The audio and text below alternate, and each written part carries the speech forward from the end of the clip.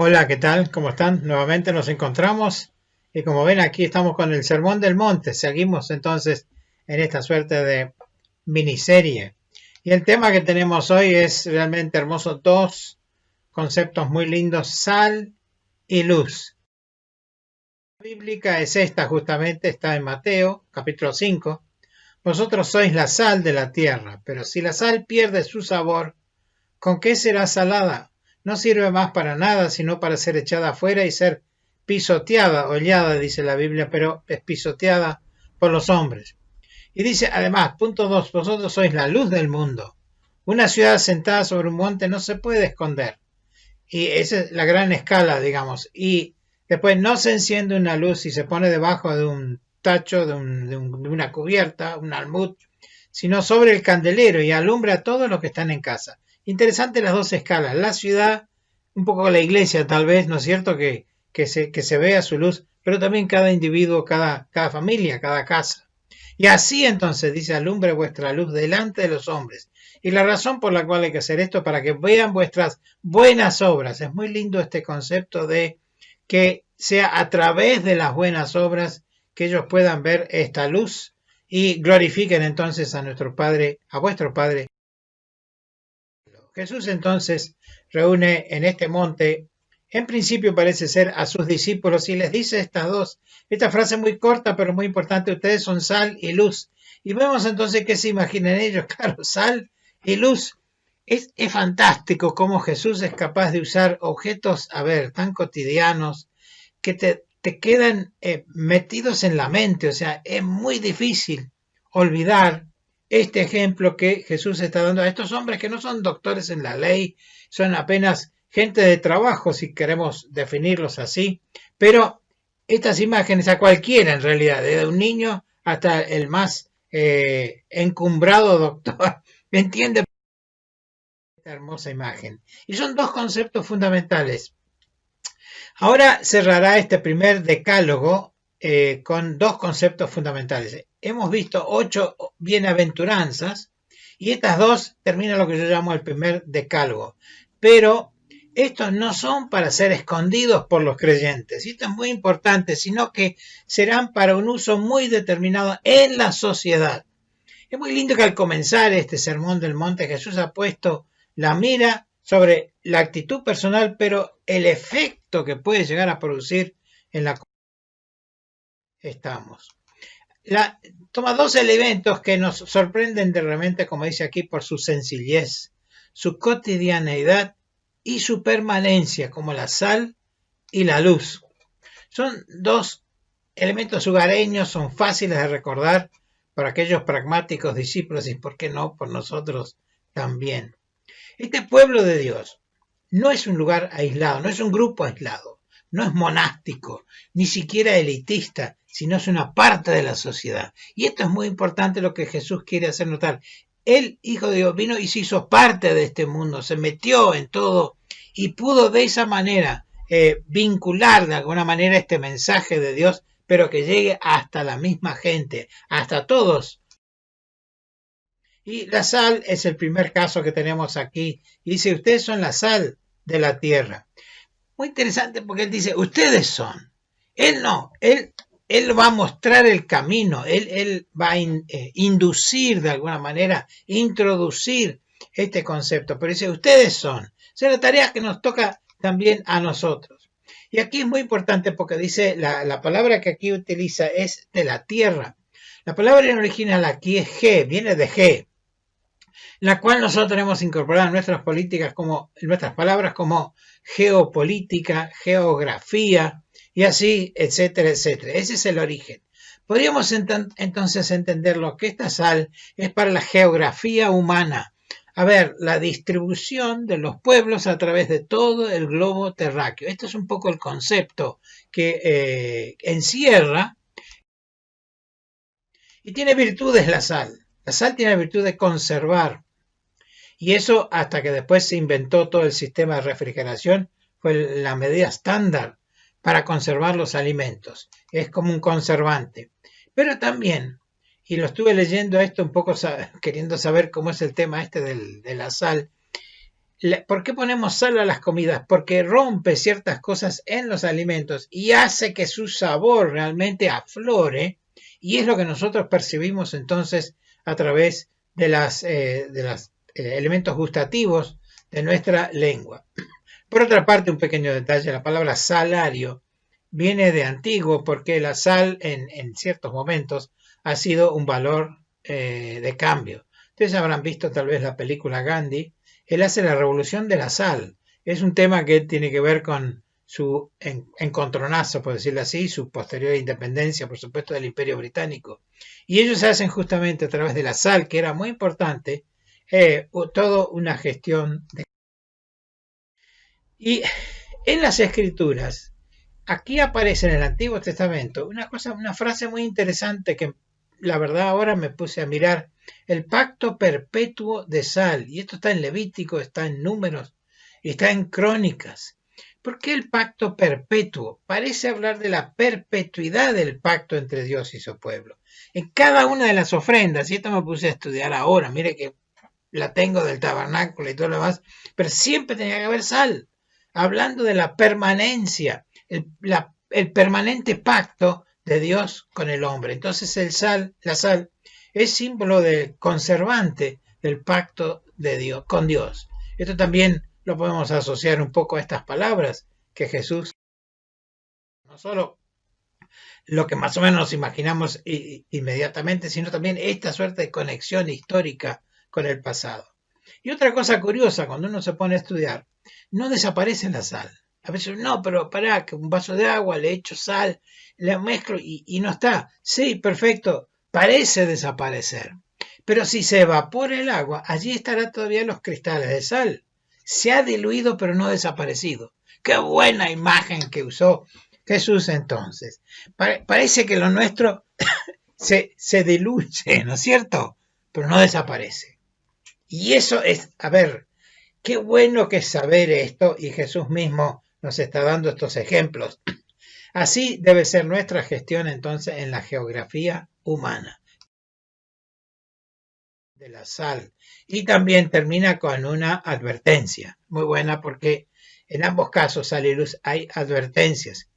La sal puede perder sus cualidades, la cual la hace inútil, que es esta que se habla de poner en los caminos y que después las personas lo pisotean. De hecho, se usa sal cuando hay mucho hielo en los caminos para que se pueda transitar. Y esta es la palabra que Jesús usa: inútil. El cristiano se vuelve inútil. A ver, Jesús la tira a la positiva para empezar, pero después te dice, ojo, ojo, que puede perder su sabor. Qué lejos que debemos estar esto, sino ser creyentes útiles y no, por supuesto. Ahora vamos a la luz, la segunda parte. Y aquí, para mundo, que dice, vosotros sois la luz del mundo, la primera vez dice sal de la tierra, que ya vimos, ahora dice la luz del mundo, y aquí usa otra palabra original, que es cosmos. Cosmos es una palabra griega que significa orden. A ver, nosotros un poco la palabra cosmos la usamos en otra manera. Esto lo popularizó Carl Sagan con su serie Cosmos, que habla del universo, etcétera, etcétera. Pero aquí, y en la antigüedad, cosmos significaba humanidad organizada. ¿Se dan cuenta de la pequeña diferencia entre las dos palabras? Uno es terrícola, terrestre, distribución geográfica de las poblaciones, pero esto es humanidad organizada, son los pueblos directamente. Y la luz entonces es para la organización humana. Y a ver, en Juan 3:16, porque de tal manera amó Dios al mundo, usa la palabra cosmos, no geo, ¿sí? Porque justamente está hablando más de la humanidad, de las personas, no tanto en su distribución. Jesús, dice Jesús, aclaro aquí, Jesús no era el día de Jehová viene en el futuro, era la luz en las tinieblas. Es un pequeño foco que perfora las tinieblas para orientarnos en esta presente oscuridad. Pero cuando Él se va, nos dice que nosotros somos la luz del mundo. Esto, por supuesto, lo está diciendo ahora, anticipando esa realidad. Y el apóstol Pablo retoma este concepto en Filipenses 2:15 cuando los llama luminares. Y que la palabra original es linda, ¿eh? Fostes, que viene de foco, ¿sí? De fósforo. Todo eso. Somos focos encendidos. Está el mismo concepto. No amaneció para nada acá, sino que en las tinieblas están. Pero nosotros tenemos que ser luz, focos, que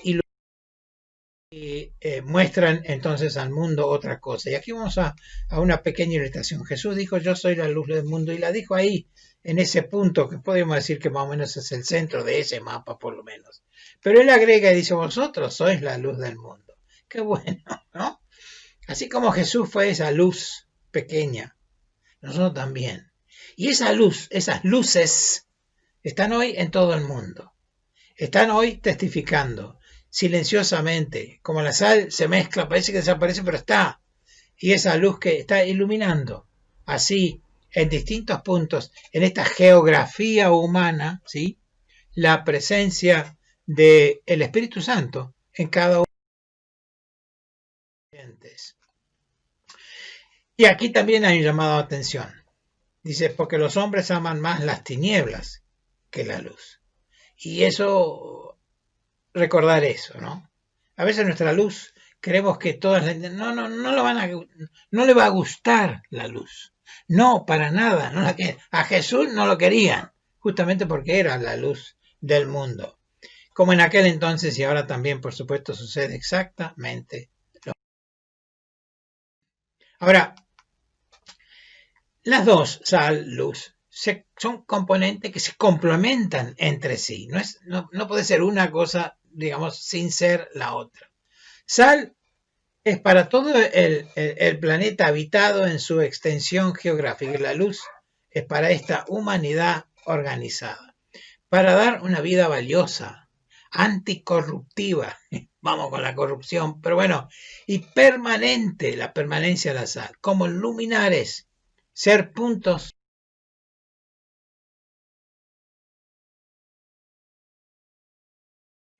Hay buenos ejemplos de cristianos que hicieron su aporte a la humanidad. Aquí vamos a citar algunos personajes, pero recordemos, por ejemplo, el desarrollo de los hogares para niños surgió de los cristianos.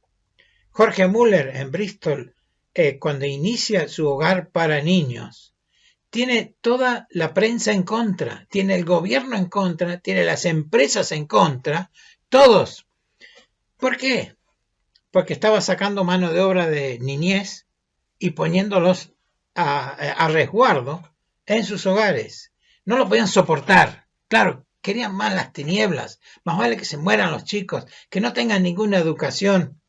Y bueno, ¿por qué surgieron las escuelas dominicales? Se llamaban así porque los chicos que normalmente tenían que trabajar toda la semana en trabajos realmente espantosos, que no viene al caso mencionar ahora, pero solo el domingo estaba libre. Y entonces esta gente cristiana los juntaba a los chicos y los llevaba a aulas, lugares para enseñarles a escribir, a leer. Y por supuesto usaban la Biblia y se les enseñaba historias bíblicas, que otra cosa le van a enseñar. Y entonces así aprendió, por eso llamaban escuelas dominicales. Hoy usamos la expresión, o en realidad se ha dejado de usar mucho, pero ese es el origen. O sea, los hospitales también surgen por el deseo de los cristianos de realmente atender a aquellos que estaban moribundos o muy enfermos. ¿Qué hubiéramos hecho en esta pandemia si no hubiese habido esta atención médica? Y la clave de todo lo que se está armando ahora justamente es mantener a un nivel aceptable la incorporación a gente a terapia intensiva. Todas estas cosas surgen por los cristianos. Personales ahora, ¿no es cierto? Florencia Nightingale. En la guerra de Crimea hubo matanzas, por supuesto, como todas las guerras. Pero ella con un grupo de mujeres iban por las zonas de combate y traían los soldados heridos, mal o no, y los atendían en los hospitales de campaña que armaban. Se le llamaba la mujer de la lámpara porque recorría las noches atendiendo a los enfermos.